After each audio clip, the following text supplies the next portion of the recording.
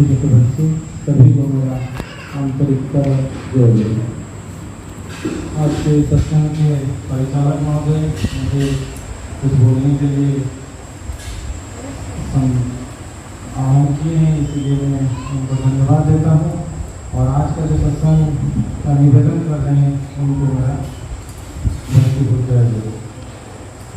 जैसे कि बोला गया है सदाचार के बारे में बोलने के लिए, हम सबको तो ये पता है और हम सत्संग में आए हैं, ठाकुर को ध्यान करके चलते हैं। ठाकुर के वाणी हमारे लिए वही, गीता बाइबल कुरान सब हमारे लिए वही है। उन्हीं का निर्देश और उन्हीं का जो आह्वान जीवन जीने के लिए, परिचालन के लिए, वो सब अक्षर अक्षर में सत्य है और उसमें कोई द्विधा या विरुक्ति नहीं है। बस मन में कभी कभी किंतु परंतु तो रह जाती है, जिसको हम दूसरे माध्यम से युक्ति के सहित समझते हैं और सोचते हैं। क्योंकि मेरा जो प्रोफेशन है वो आयुर्वेद का, मैं डॉक्टर हूँ, इसीलिए दादा मुझे पहले बोले हैं, बोलने के इसीलिए मैं समझता हूँ क्योंकि हमारे जो आयुर्वेद में मैं जब पढ़ता हूँ उसको, जब मैं वैसे पढ़ता था तो कुछ अलग लगता था। एक्चुअली आयुर्वेद का जो अवतरण है ये ब्रह्मा से सृष्टि है और आज तक ये गुरु परंपरा से ही चलता है। जैसे ही हम अभी मानते हैं ना गुरु परंपरा हमारे जीवन का लक्ष्य है कि गुरु परंपरा से क्या है, हमें वास्तविक सत्य के बारे में पता चलता है। वही आयुर्वेद में गुरु परंपरा है, तो हमारे जो आयुर्वेद का वर्णन है उसमें गुरु परंपरा में कई मुनि ऋषियों के बारे में वर्णन है।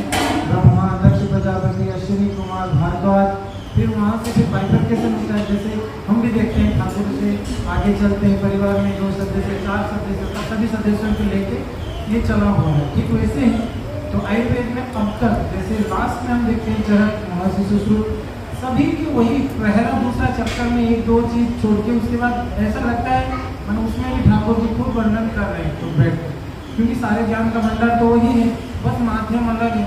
माध्यम बोले तो शब्द का चातुरी ही बात अलग रहती है, बाकी लक्ष्य वही है। फुटबॉल को जैसे गोल में डालना है वैसे ही गोलकीपर बस बैठा है वो जगेगा, वैसे हम जग रहे हैं किसको, अपना शरीर। जैसे जब तक आपका शरीर स्वस्थ नहीं है तब तक आपका मन स्वस्थ नहीं हो सकता, मन स्वस्थ नहीं है तो आप अध्यात्म नहीं कर सकते हैं। ये संसार में आपका जीना और पैदा होना, मृत्यु तक का जो अवधि है, गर्भ से लेकर मृत्यु तक ये आयु है। और ये आयु को अच्छा रखने के लिए शरीर सबसे पहला है। और जब कोई विकलांग पैदा हो जाता है, और क्यों पैदा होता है उसके बारे में नहीं आलोचना करेंगे, तो उसके लिए ठाकुर बोले सुप्रजनन। जो सुप्रजनन नहीं हुआ है तो वो विकलांग होगा ही होगा, उसका मानसिक स्वास्थ्य, शारीरिक स्वास्थ्य खराब है। लेकिन शारीरिक स्वास्थ्य 2 प्रकार है।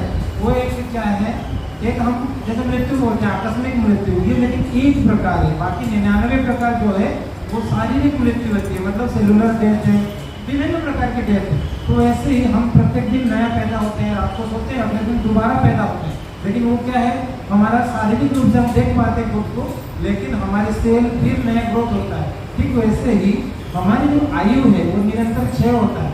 तो आयु गर्भ से लेकर मृत्यु तक ये जो अवधि है आयु, और ये आयु किसके ऊपर निर्भर करता है, हमारी शारीरिक आयु और मानसिक आयु। आजकल क्या होता है, हम जांच करते हैं शारीरिक आयु हमारा कितना है, मानो मेरा अभी शारीरिक आयु 39 है, लेकिन मेरी मानसिक आयु कैसी है, मैं बुढ़ापे में जी रहा हूँ या बचपन मेरे में अभी नहीं है, ये भी एक प्रकार की सोच है। ये सोच भी निर्भर रहा हूँ, सोच कहाँ से बदलती है, सही सोच जो है, अगर आप नित्य सत्यान्वेषण पढ़ रहे हैं तो आपकी सोच वही बचपनापन नहीं रहेगा। कभी मानसिक रूप में आप बूढ़ा नहीं हो सकते, भले आप शारीरिक रूप में बूढ़ा हो सकते। ये बहुत बड़ी सोच है कि हम जवान रहेंगे मानसिक रूप से, भले हम शारीरिक रूप से अक्षम है, मानसिक रूप में स्वस्थ होना भी एक बहुत बड़ी चीज़ है। अच्छा, शारीरिक सदाचार हम कैसे रक्षा करेंगे, जब हम नित्य प्रतिदिन ध्येय जो है, जो हमारा ध्यान है वो सही रहेगा, तो हम उनकी वाणी को मानते हुए चलेंगे, स्वच्छता में निर्भर करेंगे। आयुर्वेद में वही चीज बोला गया, सतव्रत, एक रात्रिचर्या, एक दिनचर्या, एक ऋतुचर्या, महिलाओं के लिए खास करके ऋतुचर्या।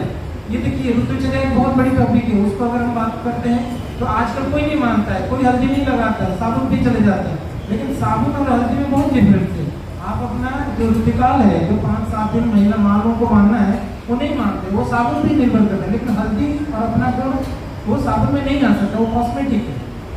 अच्छा, उसमें भूमि में शयन करके रखा गया है। ये सब शारीरिक के फायदा है। सब चीज हम खा के न्यूट्रिशन नहीं ले सकते, कुछ पंच महाभूत से ही डायरेक्ट लेंगे। हवा से, शुद्ध हवा से, शुद्ध जल से, शुद्ध भूमि, शुद्ध आसमान, ये सब से, अग्नि से। हम लोग को बोला गया है कि महिला मानव को बोला गया कि क्षण में सोने के लिए, क्योंकि ऋतुचर्या में क्या होता है, जो श्राव होता है वो बार बार उसमें यूज नहीं करना है। ठीक, पुरुष लोगों का भी बोला गया सब चीज के लिए सद्गुरु सदाचार, ये दो चीज ऐसा है, ये चीज एक ही चीज है। सद्गुरु मानसिक सद्गुरु, शारीरिक सद्गुरु। शारीरिक सद्गुरु में आप आहार विहार, ये शरीर को रक्षा करता है। आहार कैसा होगा और विहार, खाली खा लेने से भी सही नहीं है। आपका उठना बैठना ये भी शारीरिक के ऊपर प्रभाव, शरीर के ऊपर प्रभाव पड़ता है। ये सब चीज का एक ही ग्रंथ है, एक ही हमारे, एक ही पूरे ब्रह्मांड में एक ही आलोक है। और उस आलोक के लिए सब अंधेरे से उसके उस आलोक की तरफ भाग रहे, और हमारे पास भागने के लिए नहीं।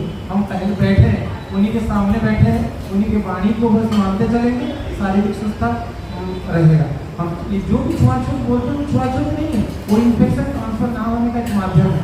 तो इस चीज़ को हमें ध्यान रखना है, उनको ध्येय करके चलना है, उनकी वाणी को आत्मस्थ करके रखना है। इतना कह के मैं वाणी को विराम देता हूँ।